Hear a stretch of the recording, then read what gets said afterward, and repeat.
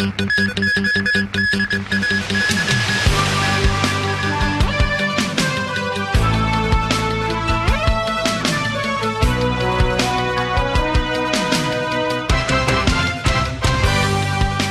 位早晨，我係周學欣。教育局話，因應未來升中人口出現結構性下跌，新學年起調整中一開班上限。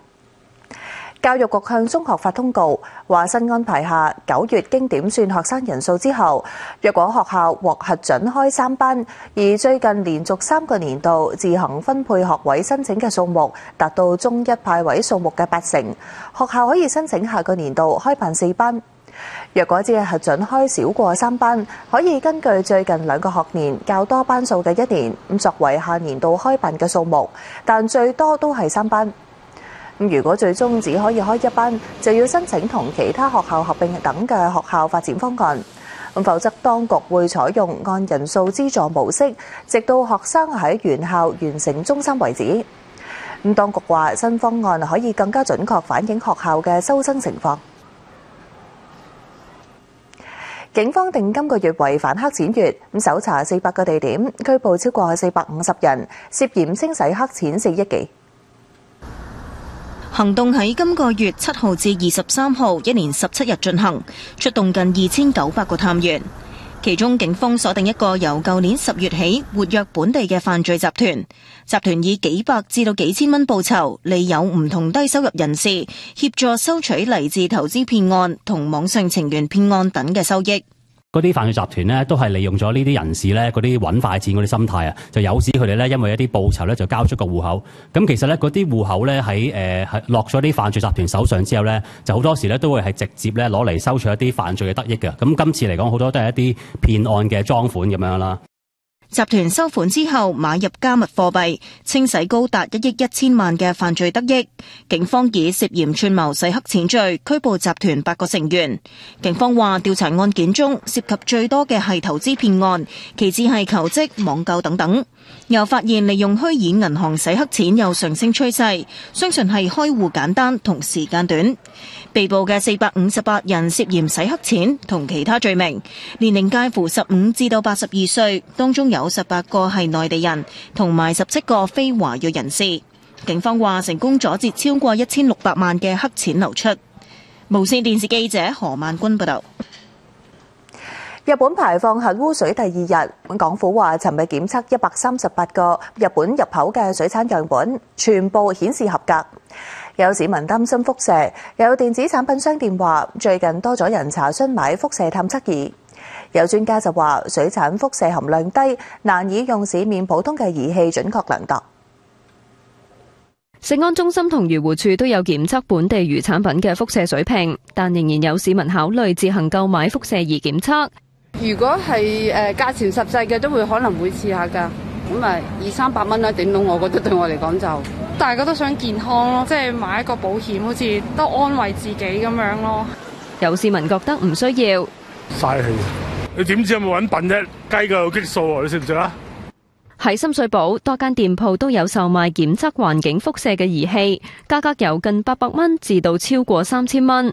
而專門檢測食物輻射嘅儀器只係少量店鋪有售，售價約1100蚊。有店主話最近每日都有人查詢購買。輻射有分好多種嘅，而家日本嗰隻核輻射嘅話咧，佢係用 beta 呢個單位為主啦。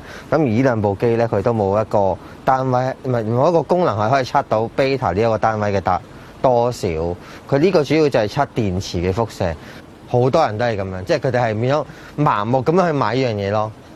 有專家話水產輻射含量低，用儀器測量未必有效。如果你話魚類咧，就係透過食咗一啲嘅氚啊，或者一啲嘅其他嘅放射性物質啦，咁嗰個劑量係非常低咧，咁基本上係好難去即係用呢啲嘅儀器可以測得到嘅。就算你用一啲敏感嘅儀器咧，都唔係即時可以測得到嘅，可能要好多個鐘，甚至係以日嚟計嘅添。有本地學者按清華大學嘅數學模型演算，受污染嘅海水流到本港要約1年。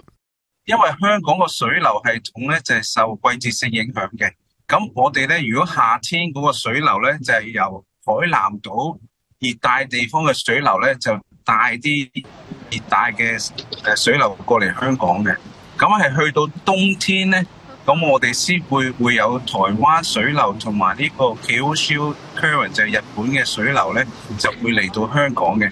咁換句話呢，我哋水體會受嗰啲污染水嘅影響呢，只係會限於係冬天。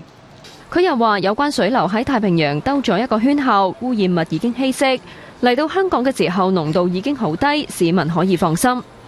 無線電視記者葉子華報道。中國常駐聯合國副代表耿爽喺聯合國大會上呼籲國際社會共同敦促日本政府立即停止核污染水排海。人為向海洋排放核事故污染水沒有先例，也沒有公認的處置標準。長期以來，圍繞福島核污染水排海對海洋環境、食品安全和人類健康的影響一直存在嚴重關切，日方做法的正當性、合法性、安全性也一直受到廣泛質疑。中方呼籲國際社會共同敦促日本政府糾正錯誤決定，立即停止核污染水排海，以真誠的態度同有關國家和利益官方善意溝通，以負責任的方式處置核污染水，避免對全球海洋環境、避免對世界各國人民的健康福祉造成不可預測的破壞和危害。俄羅斯調查人員喺僱傭兵組織瓦格納集團創辦人普利戈任乘搭嘅飛機墜毀現場，發現俗稱黑盒嘅飛行記錄儀同埋10具屍體。喺俄羅斯聖彼得堡，繼續有民眾喺僱傭兵組織瓦格納集團總部附近擺放鮮花，悼念相信喺墜機事故中身亡嘅集團創辦人普利戈任同埋部分成員。聯邦調查委員會星期五發聲明，話當局仍然喺度循刑事方向調查，目前已經取得飛行記錄儀同埋重組案情嘅重要物件同埋文件，而喺現場發現嘅10具屍體會進行基因化驗，確定身份，驗屍工作亦都會展開。外界開始懷疑普利戈任係咪真係登上失事飛機。據英國首相辛偉誠表示，情報只係顯示普利戈任最有可能喺機上。英國國防部亦都話冇確鑿證據證明普利戈任喺機上，但佢好有可能已經身亡。俄羅斯克里姆林宮回應傳媒提問嘅時候，拒絕正式確認普利戈任已死，只係援引總統普京早前嘅講法，話需要等待所有必要嘅鑑定程序完成就會公佈。克里姆林宮並否認下令殺害普利戈任，批評西方有關指控完全係謊言。針對美國總統拜登早前表示，普京可能係墜機事故嘅幕後黑手，俄羅斯副外長里亞布科夫批評拜登失言，話身為美國總統唔應該咁樣談論呢類空難。拜登之後發表聲明，話美方官員會嘗試查明飛機點樣墜落。曾經就瓦格納兵變對俄羅斯總統普京同普利戈任進行斡旋嘅白俄羅斯總統盧卡申科為普京護航。佢強調普京深謀遠慮並且非常冷靜，因此唔相信普京涉及策劃暗殺普利戈任。佢又話早已經警告普利戈任要提防生命受威脅，但係普利戈任2次唔理會有關警告，又話瓦格納僱傭兵會繼續留喺白俄。無線電視記者陳淑儀報道。先休息一陣，轉頭其他消息。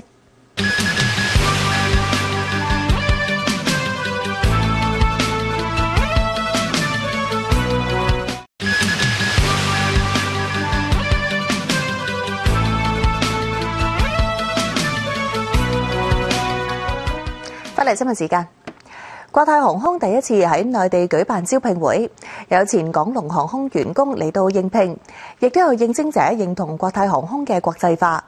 行政總裁林紹波期望2025年喺內地員工總人數達到大約4000人。吳家軒喺前海報道。國泰航空1連6日喺前海國際人才港舉行招聘會，國泰話有超過2000人報名，其中600人獲邀到場。佢哋要即場進行摸高測試、語言對話測試等等。招聘嘅要求同香港一致，獲聘之後會去到香港受訓，亦都有機會服務內地或者係國際嘅航線。薪酬方面，國泰話機艙服務員嘅底薪連埋津貼等等，每個月總收入可以達到大約2萬港元。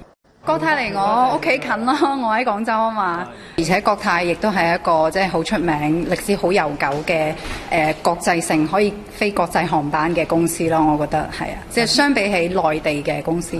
我之前係港龍航空嘅參謀長，咁做咗15年。因為港龍嘅brand 咁俾咗 CX 之後，咁我哋都冇咗呢份工，所以我哋聽到咁 CX 有呢個 recruitment， 咁大家都好開心啦。今年5月，國泰航空有3個空中服務員被投訴歧視非英語乘客，國泰事後解僱3人，並且係公佈優化措施，包括係增加普通話機艙服務員。公司喺7月開始招聘內地機艙服務員。目標喺年內聘請300人，去到2025年有至少1000至到2000人，連埋見習機師、地勤同埋後勤人員等等。目標喺2025年內地員工總數達到4000人。我哋亦都希望咧，藉住內地嘅招聘，能夠促進內地同香港兩地人才嘅交流，為咧好多心懷理想嘅內地青年創造國際化嘅就業機會。進一步推動兩地多元化嘅融合同埋互聯互通。國泰又話，日後會透過運輸業輸入人才計劃輸入地勤員工，強調會為員工加強培訓，俾唔同文化背景嘅員工都能夠提供優質服務。國泰強調，航班主要係服務香港市場，本地嘅空中服務員必然會佔大多數。至於組成嘅比例，日後會點變化，會視乎市場嘅需求再作調整。無線電視記者吳家軒喺深圳前海報導。一個工人前日用木梯嗰陣墮下死亡，有專家認為喺高處工作應該用金屬或者有平台嘅梯會比較穩妥。一名年約70歲嘅工人，星期四喺沙田九肚山一個屋苑拆除外牆物件，懷疑由1.5米高嘅木梯墮下死亡。過往亦都曾經發生涉及木梯嘅致命意外。根據勞工處指引，梯通常只係可以用作上落用途。有專家認為應該選用金屬或者有平台嘅梯，因為木梯較為危險。木梯咧，因為佢天然材料啦，你當佢用到咁上下嘅時候咧，佢自己會收水，就算你唔用都好啦。佢一收水咧，佢嗰啲接駁位啊，咁嗰啲榫口咧就開始咧就會鬆，會喐啊。唔少工人都習慣用木梯，有咩注意呢？我哋就唔建議啲人咧就係企喺最高嗰2格度做嘅。但係如果我下邊有人扶住堂梯咧，咁咧嗰堂梯咧喐嘅機會就好細，咁咧你出事嘅機會就更加低。佢又話要將木梯存放喺陰涼地方，防止發毛或者暴曬。另外唔好油油，以及遮蓋咗木梯上嘅裂紋。無線電視記者張永欣報導。英國倫敦大英博物館被指喺過去10年有幾百件藏品失竊，部分更加係懷疑被放上網低價兜售。館長引咎辭職，警方亦都展開調查，暫時未有人被捕。英國倫敦大英博物館上個星期因為一批可以追溯到公元前15世紀嘅藏品被盜、失蹤或者損毀，解僱咗一個員工，引起外界關注藏品嘅保安問題。到咗星期5，館方發聲明話，館長費希爾即日離任。費希爾喺聲明中解釋，話自己喺過去幾日一直檢視館方嘅失竊事件以及有關調查。證據顯示，館方早喺2021年已經接到警告，但未有及時全面回應。現時問題徹底浮現，身為館長要負上終極責任，已經向董事會主席請辭。董事會主席亦都發聲明，承諾館方會糾正錯誤，從中吸取教訓，重建外界對館方嘅信心。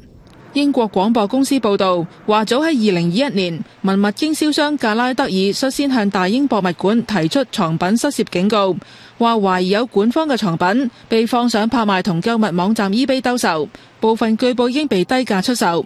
佢又話曾經見過館方嘅官網介紹過相關藏品，但之後被刪除。報道話當時館方承諾會調查，但格拉德爾之後不滿費希爾冇認真處理。費希爾曾經喺星期3發聲明回應，話館方當年已經嚴肅看待格拉德爾嘅舉報，但涉及嘅藏品只有少量，又懷疑格拉德爾對館方有所隱瞞。格拉德爾直斥費希爾公然講大話，強調自己已經提供一切協助，但館方從未同佢接洽。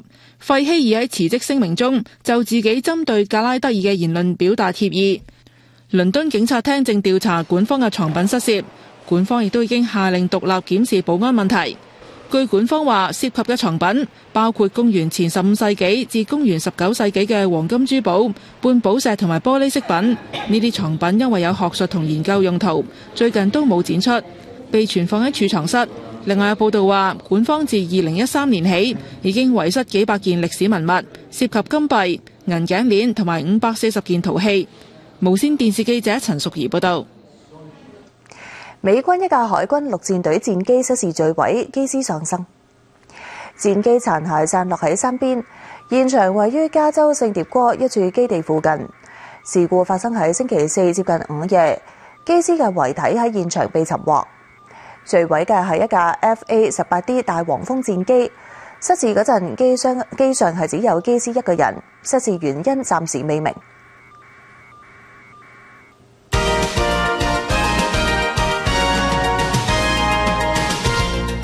明報社評：振興香港夜經濟，延長大型商場夜晚嘅營業時間，成為政府探討方向之一。為零售業界反應平平。振興夜經濟亦都要新賣點，當局可以積極善用維港兩岸嘅海濱公共空間，發揮凝聚晚間人流嘅潛力，為夜經濟增添動力。維港夜景從來係香港特色兼賣點，灣仔海濱長廊有適合一家大細嘅遊樂設施，觀塘海濱花園基本設施完備，毗鄰觀塘碼頭，交通亦都算便利。附近工廈又有唔少嘅特色樓上鋪同埋小店。呢兩個維港海濱休憩空間各有賣點，都有潛力進一步發展，同周邊商戶結合，成為夜經濟新地標。信報社評：夜市若果要搞活，除咗選址、主題等拿捏準確，咁仲有一個根本性因素係不容忽略，就係必須營造開心氣氛，方可讓人們樂於消費。某程度上，市民去日本、深圳遊玩，除咗追求當地特色食物同埋產品，更加係為咗尋開心。人們喺本港難覓愉快嘅氛圍，借住外遊暫時離港，享受歡樂。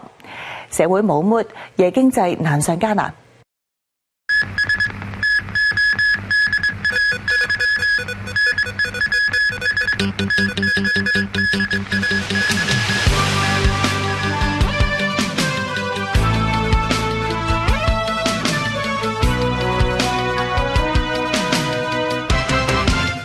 各位早晨，我係黎在珊。日本排放福島核污水入海之後，內地同埋港澳都有人搶鹽，三地政府都話食鹽供應穩定，存貨充足。內地更加規範食鹽市價，重罰抬價嘅經營者。喺灣仔一間超市，海鹽被搶購一空。點解啲鹽冇晒嘅咁？海鹽入唔到口啊嘛，日本嗰度。有市民擔心核污水排放最終令到鹽都受到污染。有專家就話，海鹽製作嘅時候會排走污染物，包括放射性元素。點解啲鹽結晶會咁白淨、咁靚仔咧、咁純咧？其實就係因為喺呢個過程裏面咧，我哋將所有啲污染物排走，濃縮成為一個鹽結晶。咁對於網上流傳話食碘鹽可以抗輻射，食物安全中心喺社交平台發文話，關鍵係暴露喺放射性碘前或者暴露之後好短時間之內食碘片，先至可以減少身體吸收放射性嘅碘。而碘鹽嘅碘含量低，每日至少食大概2.5公斤至到5公斤，先至相當於一粒碘片嘅劑量。而過量攝入碘同埋鈉會危害身體健康。喺澳門亦都有類似嘅情況，皇朝區有超市限購，規定每個顧客每次只可以買2件食鹽產品。咁中區呢間超市更加規定每人限購1件。冇啊，冇得買喎，擔心啊，嗰啲污染咯。國家都話好多鹽啊，唔使擔心，維持金風啊。澳門政府話會確保食鹽嘅供應維持穩定，呼籲市民唔好誤信謠傳，導致非理性嘅消費。內地各地都出現搶鹽潮，上海呢間超市一大早已經出現嚟買食鹽嘅人潮。超市話多間門市近2日嘅鹽銷量翻倍。喺廣東嘅湛江市，有民眾喺貨車前面守候，食鹽未運入鋪頭已經被搶購一空。喺開平社間鹽廠外邊亦都出現長長人龍。中鹽集團發聲明，強調儲備充足，多地都宣布規範食鹽嘅市價。若果經營者違法操縱市價，最高可以罰款500萬人民幣。無線電視記者陳嘉欣報道。有市民搶購食鹽，環境及生態局局長謝展寰話：日本進口嘅鹽佔比例好細，本港有足夠供應，呼籲大家唔需要盲搶鹽。估計就係呢啲人會見到，咦？因為我睇個報道啦嚇，即係可能見到下內地啊、澳門啊、韓國有人㗎嘛，咁樣會買鹽喎，於是就梗係唔好執輸嚟去買啲咧咁樣。咁你見到佢買，我又買啦咁。呢個我諗呢個心理作用都好緊要嘅。咁所以喺度咧都真係喺度再呼籲大家啦嚇，唔需要擔心嘅。香港我哋嗰啲嘅鹽嗰啲供應咧嚇，我哋已經真係同一啲供應商啊、超級市場聯絡㗎。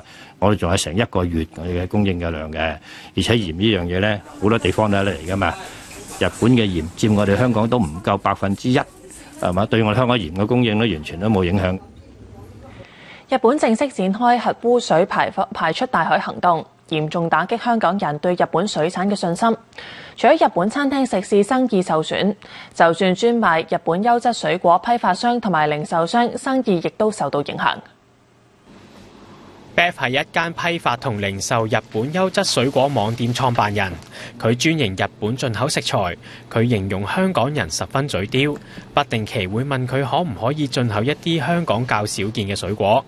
今日其實都入咗個好特別嘅嘢嘅，係北海道嘅哥斯拉西瓜。呢個西瓜因為佢好大，佢真係成個冬瓜咁大，咁就8 kilo 嘅，咁我賣緊800蚊嘅。不過今年初，日本核廢水處理等負面消息一出，同佢攞貨嘅客人都逐步減少。以當造嘅水蜜桃為例，比起上一個年度，生意額足足跌咗30%。我哋都失去咗有啲某部分嘅主流嘅客戶，佢哋都唔想掂住日本嘅嘢先。如果淨係講今年嘅水蜜桃季節咧，我哋跌幅係大概係30%左右。目前 Beth 唯有將貨源分散，將日本入口水果嘅比例降到70%，餘下就進口其他國家嘅水果，好似係美國車厘子。原本就唔會訂美國嘅車厘子嘅，但係因為有啲客人真係未必會揀日本嘅水果，咁我就會俾多唔同嘅選擇佢哋咯。咁所以我都會訂美國嘅車厘子啦，同埋其他澳洲嘅嘢咯。我都訂多咗30% 以上。佢期望當市場逐步消化核廢水消息之後，會對日本水果重拾信心。等之後生意好轉，佢先會逐步調高日本水果嘅比例。無線電視記者林希華報導。黃大仙民政專員黃志華即將離任深造，有地區人士為佢喺酒家舉辦聯歡晚會，總共40幾位。民政及青年事務局局長麥美娟話：諗唔到專員會咁受歡迎，但認為各界唔使太破費支持。而黃志華就事件表示歉意。據了解，聯歡晚會星期4喺九龍灣一間酒家舉行，大約500人參加。出席嘅包括黃大仙區中小學校長會，亦都有唔少地區組織同埋人士。被問到晚會主角黃大仙民政專員黃志華事前有冇申報係咪涉及款待或者行為不當，民政及青年事務局局長麥美娟話：一啲做得好或者受歡迎嘅地區官員調職嘅時候獲地區人士夾錢歡送時有發生，咁反映佢嘅工作獲得認可。老實講，我都估唔到我哋專員嗰個受歡迎程度係咁緊要嘅。事實上咧，黃大仙呢個專員咧，佢要去升學嗰個消息傳出之後咧，都已經有好多地區人士同我講咧，話佢做得好好啊！我哋為地區服務，為青年人服務，呢個都係我哋嘅職責所在。所以其實咧，大家即係如果要表達你哋對我哋同事嘅鼓勵或者支持咧，可能一封信咧表揚佢咧都已經夠㗎啦，真係唔使咁破費，亦都咧即係唔好搞到咁大陣仗。黃志華喺民政事務總署嘅社交網站話，對今次晚宴引起關注，尤其觀感問題表示歉意。總署署長張趙可如亦都強調，各界想支持一句鼓勵說話已經足夠。全國政協副主席梁振英話，事件令社會譁然，認為只係冰山一角。又話近年建制社團浮誇浪費之風日益嚴重，必須煞止。又質疑今次晚宴錢從何來，回報係乜嘢？無線電視記者陳金寶報道。結束流亡回國之後被收監嘅泰國前總理他信不適入院3日，仍然未出院。醫生話佢情況令人擔憂。醫生話他信留醫3日，仍然喺度咳。心肺專家睇過佢嘅肺部 X 光片之後，認為情況令人擔憂，但基於病人私隱，拒絕展述細節。有反他信人士質疑院方嘅講法，懷疑他信只係想逃避坐監，要求由獨立醫生為他信作檢查。74歲嘅他信星期二回國，隨即因為貪污同濫權等控罪被判入獄8年，即時監禁。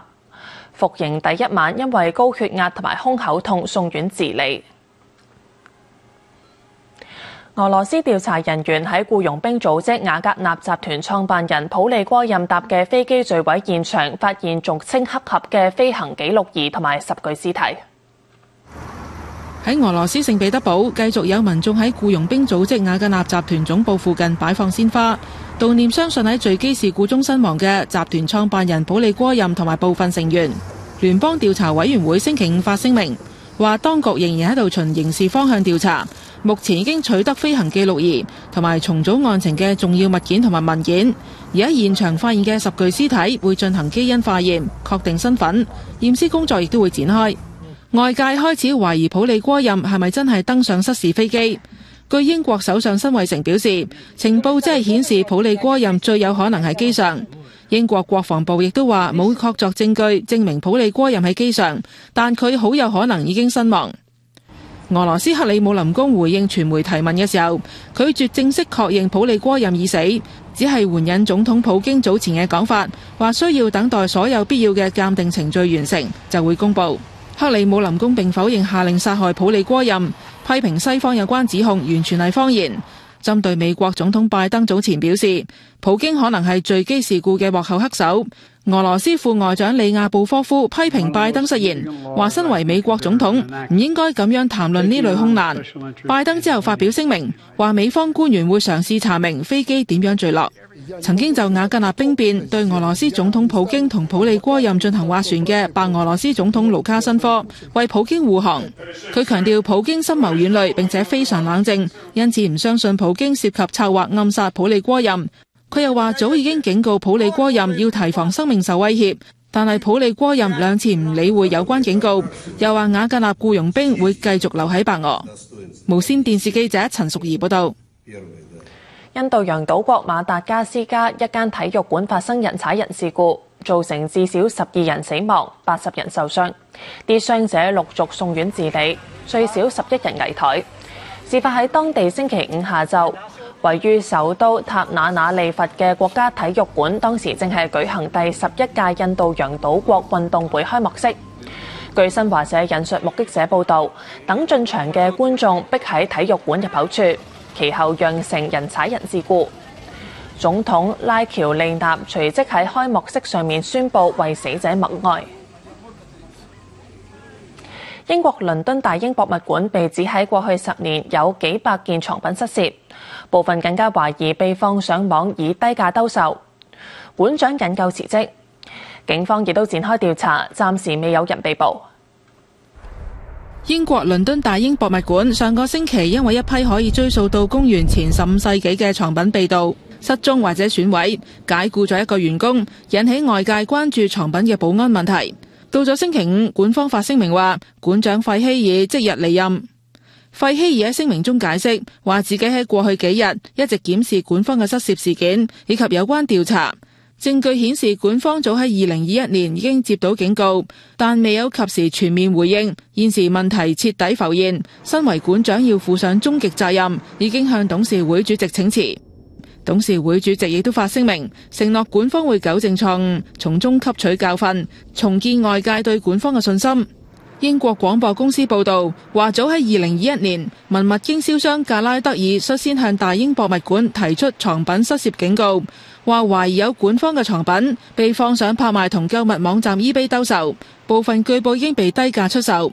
佢又話曾經見過館方嘅官網介紹過相關藏品，但之後被刪除。報道話當時館方承諾會調查，但格拉德爾之後不滿費希爾冇認真處理。費希爾曾經喺星期3發聲明回應，話館方當年已經嚴肅看待格拉德爾嘅舉報，但涉及嘅藏品只有少量，又懷疑格拉德爾對館方有所隱瞞。格拉德爾直斥費希爾公然講大話，強調自己已經提供一切協助，但管方從未同佢接洽。費希爾喺辭職聲明中就自己針對格拉德爾嘅言論表達歉意。